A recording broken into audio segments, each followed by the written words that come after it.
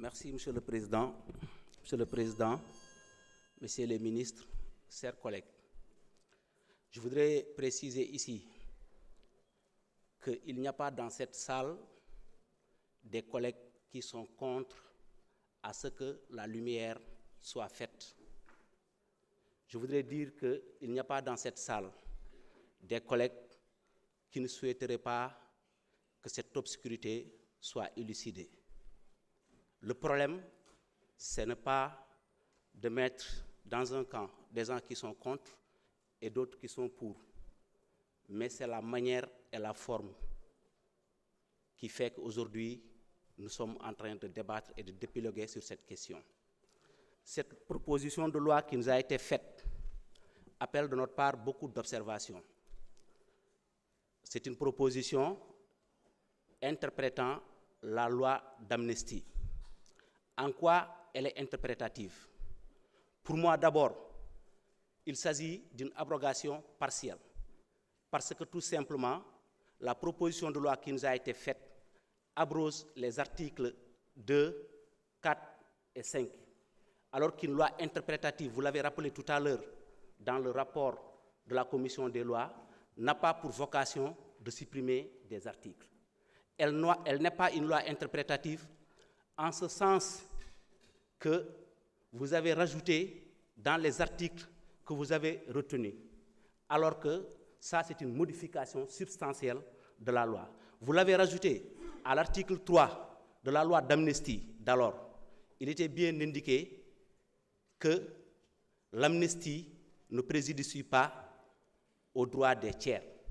Il a été rajouté que l'amnistie ne préjudicie pas aux droits des tiers ni aux droits des victimes à une réparation intégrale. Cela veut dire quoi? Cela veut dire qu'il y a une forfaiture qui a été faite sur le plan financier, des indemnisations ont été faites pour des victimes qu'aucune loi n'a prévues, et vous avez donné de l'argent en estimant vous-même le préjudice subi, et vous voulez qu'on nous justifie cela à travers cette nouvelle loi que vous avez proposée.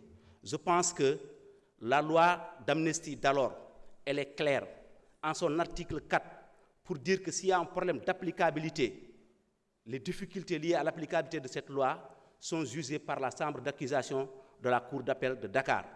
Aucun juge n'a déjà dit qu'il y a un problème d'applicabilité, même si l'auteur de la loi a dit que nous, législateurs, nous avons ce droit-là. Alors, pourquoi d'abord ne pas poser le problème à la chambre d'accusation de la Cour d'appel de Dakar pour voir véritablement est-ce qu'il y a des problèmes d'applicabilité avant de venir et de nous proposer une proposition de loi. Je pense qu'il y a des problèmes politiques qu'on veut régler à travers cette loi-là. Les questions sont nombreuses à l'auteur même de la loi, parce qu'un collègue avait déposé ici une proposition de loi dans ce sens, demandant à ce qu'on abroge cette loi. Cette proposition a été rejetée sous prétexte qu'elle n'était pas accompagnée d'une autre proposition nous permettant de soutenir financièrement cette proposition de loi. En quoi cette nouvelle loi, qui prévoit encore des indemnisations, ne devrait pas être rejetée, parce que tout simplement là, on a des indemnisations, alors que dans l'autre proposition, on parlait d'abrogation. Je pense qu'il y a des questions sur lesquelles nous sommes tous d'accord, mais il y a des questions qui posent véritablement problème et qui montrent qu'il y a une volonté réelle de vouloir régler des questions politiques. L'urgence, pour moi, elle est ailleurs.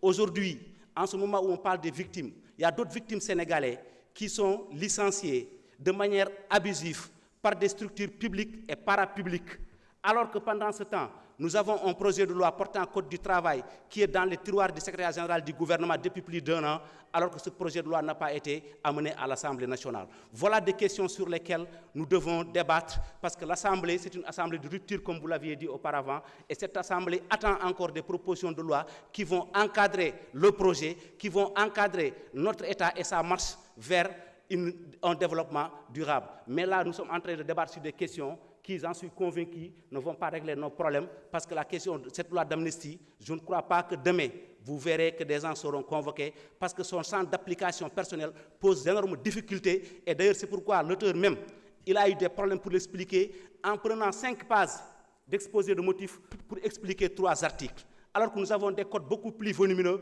en 2 pages ou 3 pages. Cela montre à suffisance qu'il y a des difficultés réelles pour nous expliquer ce que vous voulez en fin de compte. Je demanderai à l'auteur de nous dire qu'est-ce qui reste du champ d'application de cette loi? Merci beaucoup, Président. Honorable Alla Kane man nga jël kàddu